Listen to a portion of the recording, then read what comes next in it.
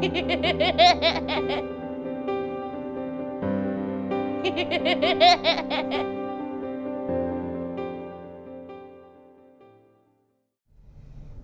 guys, so I had this idea for making my compost toilet, and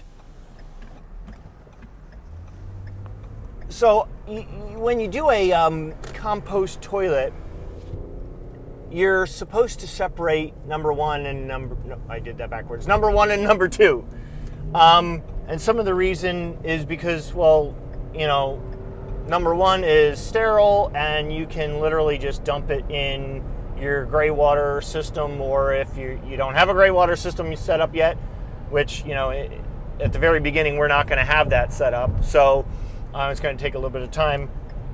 So anyways, you can literally just dump number one out into the woods. And anyways, I had this idea for, man, the sun looks really freaking cool through this fog. So anyways, I have got to get a dash cam so that you can see what I'm seeing some of these mornings, because, man, I get these great views on the way to work in the morning. But also, I see like the craziest things on the freaking highway when I'm driving to and from work. I'd be able to show you guys. But anyways, so I had this idea. So a lot of people in the very beginning, they just take a toilet and, maybe either, build a box for it and put a toilet seat on, or a lot of people, when they're first getting started, if you're not going to outright buy, a very expensive composting toilet, you can just make your own, right? So they have a bucket and they'll literally just screw a toilet seat lid onto the top of the bucket. And they do make some that are like designed for the bucket. So either way, you can kind of like just make your own thing, right? But here's my idea. What if you took a second bucket and cut a section off of the side and then glued that onto the front end of the bucket to catch number one? And then the back part of the bucket would be open for stuff falling in for number two. And you could literally shape it to perfectly fit the shape of the circular shape of the bucket. And you could use like liquid nail or something to really make a good hard seal, or something like JB Weld or something, or even like the glue that you use for like PVC pipe or something like that, you could use along the edge, because it kind of, that actually melts the plastic together. And you could just have it sloped to the front, and then right at the bottom of the slope, drill a hole and have a tube going in that runs down to another bucket, like either behind or beside the composting bucket. And then that way you could have like the hose easily be able to just remove, so you can carry the bucket out and dump either of them. The hose could easily be removable from the one bucket, and then just carry them out and dump them wherever you're dumping them, until I can get a more permanent gray water system set up where the stuff is just running out itself, so I don't have to carry the buckets out.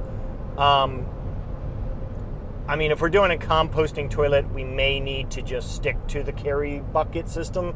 But if we switch over to a septic system, which there's absolutely no codes whatsoever, so you can just build whatever you need out there. And it's not like, with that said, it's not like you're building something that is bad or dangerous or whatever. It just means you don't have codes telling you that you have to do something their very expensive route so that they make money. You can just do what you need to do to get it done, still in a safe and efficient manner.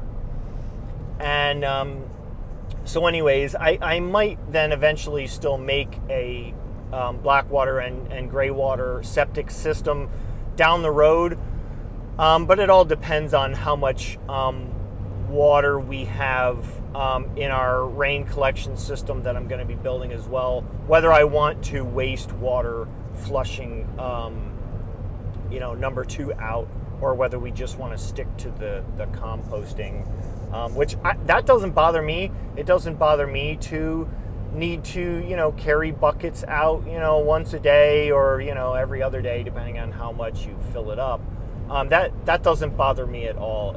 I think some of it will also have to do with whether I'm doing everything by myself or whether I have some help. Then it'll really depend. But also, like I said, it depends on how much water we have in our collection system. So, but anyways, that was just an idea I had about the toilet, about being able to rig it up to separate the stuff right in the toilet to prevent having to buy one of those expensive compost toilets, because on the low end, they're like $300 or $400, and I could probably make one myself for like $20-$30. We're gonna experiment and see what we can do. I'll videotape the whole thing and show you guys how it turns out. So, all right, there's my composting idea for a composting toilet. Catch you guys later.